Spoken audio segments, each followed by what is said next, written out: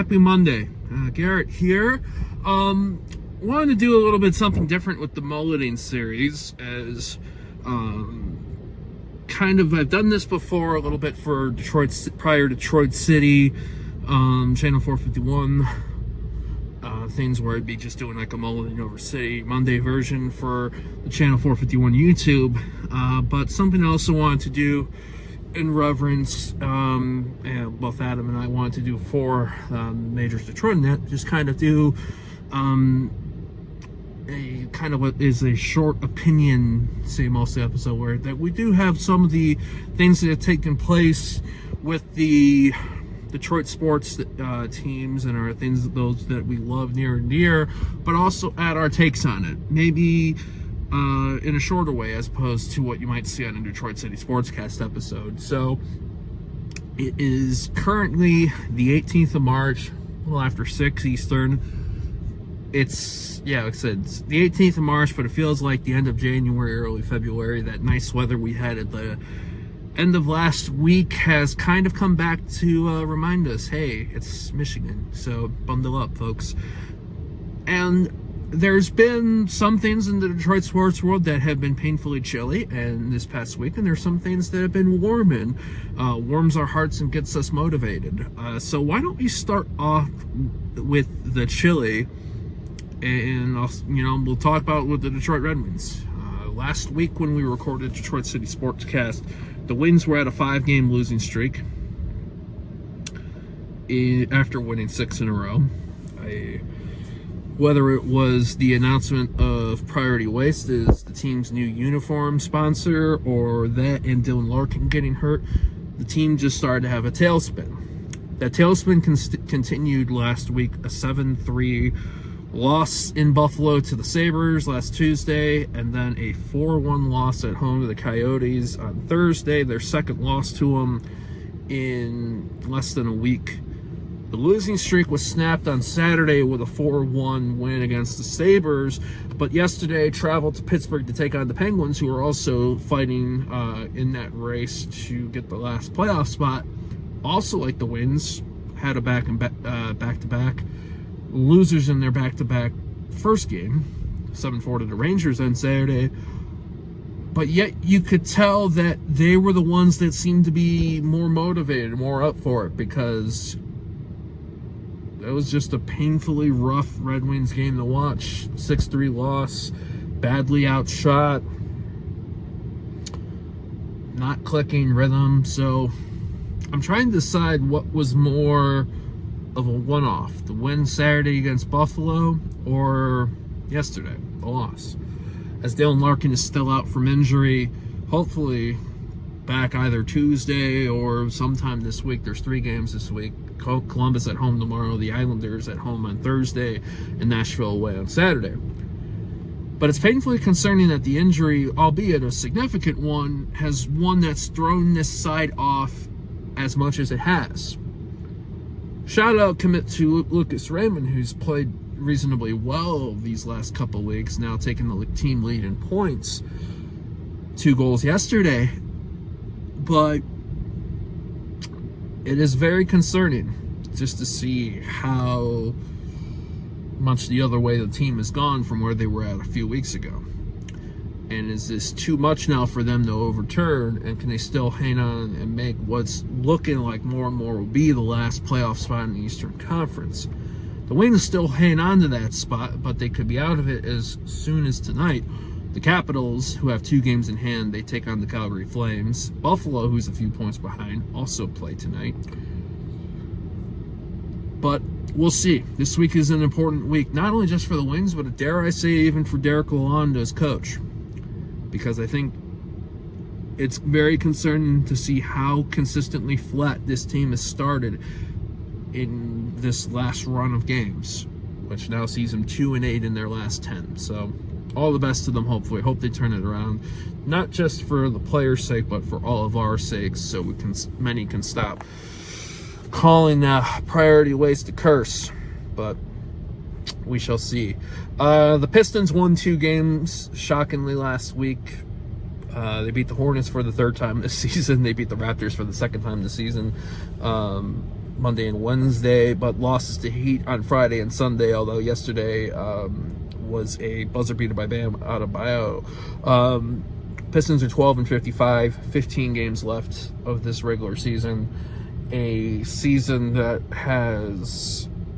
we'll be all glad when it's done, but I am wondering how much damage will it do, not only on the court, but off the court, especially if I think of season ticket holders and those that spend a lot of money on this team, definitely not getting a lot of value in return. So there are some things I feel like on the court that can be promising. Cunningham, Ivy, Duran, your future three. Fontecchio and Fournier look good coming over since the deadline, but it's painful that we were 17-65 last year, and that might be a better season than this year. So I hope that we can finish somewhat on a high note, but also not do, because people are like, now that we're doing good, it might damage our chances in the NBA draft lottery.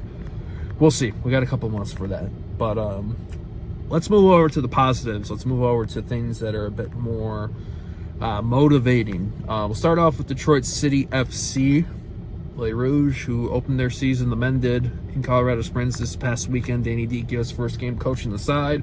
2-1 winners, courtesy of a Connor Rutz Spinner-Rooney goal. For those old school 2000s WWE fans, WCW fans of the late 90s, callback. But not just that, a team that looked good with the ball for a lot of the game, had some swagger, had some intent. It was really refreshing to see, and I can't think the last time that I saw LaRue's side play that confident. Colorado Springs is a good team, and even with going down to 10 men, they still had chances that they could have put away, but they didn't.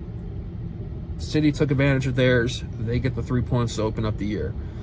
The home opener is this Saturday, 4 p.m. Eastern. Loudoun United, who have played 2 games, a win and a draw, come to Keyworth. Looking like high 30s.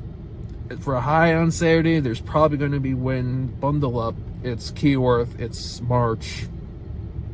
It's not going to be the most enjoyable weather forecast, but I think the play on the field has a chance to be entertaining. If you're not able to make it to the game, the match will be on either ESPN Plus or at least one of the CBS Detroit networks, either CBS 62 or WKBD TV 50, and definitely for sure on CBSDetroit.com to stream free of charge. So again, that local deal is really, really promising for Detroit City, and it's great to see them achieve that this year. And many of things I feel like to look forward to decide if the opener is an indicator. So we'll continue. And even though the women had a setback on Saturday, losing 10-2 to the Cincinnati Sirens, but the Sirens are a team that's won 3 of the 4 at least. I think Sean Spence noted of the last PASLs, and a team that was pissed off probably after losing 4-2 to the City at the Detroit City Fieldhouse last month. So these things happen in indoor soccer. How will Danny Evans and the ladies react for the last game of the regular season next weekend against Great Lakes, and then the playoffs that are in the middle of April? So all the best to them. The Lions had a really good week last week to start off free agency. Marcus Davenport and Carlton Davis were the first two. Davenport signed as free agent. Carlton Davis traded for the Bucks. Then the Lions picked up Amik Robinson. I think it was Antonio Pierce, new coach of the Raiders, referred to the 5'9", 185 Robinson as somebody who plays like he's 6'2", 200 plus pounds. Someone who had his best year yet last year with the Raiders, another young defensive player. That was the third acquisition, and then the fourth one was DJ Reader, defensive tackle for the Bengals, who joined the Lions.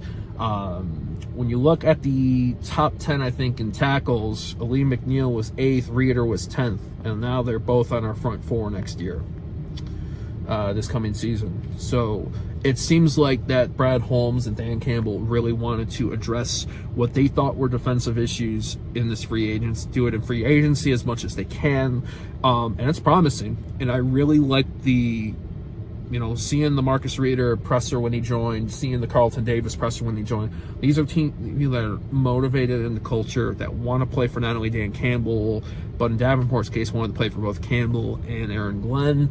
And I think that's just a great thing to have if you're a fan of a particular team. So all the best to them, especially in this division that has seen plenty of moves. The Bears picking up DeAndre Swift, signing him to that, in my opinion, expensive contract, but then dealing Justin Fields to the Steelers on Saturday. The Vikings losing Kirk Cousins, going to the Falcons.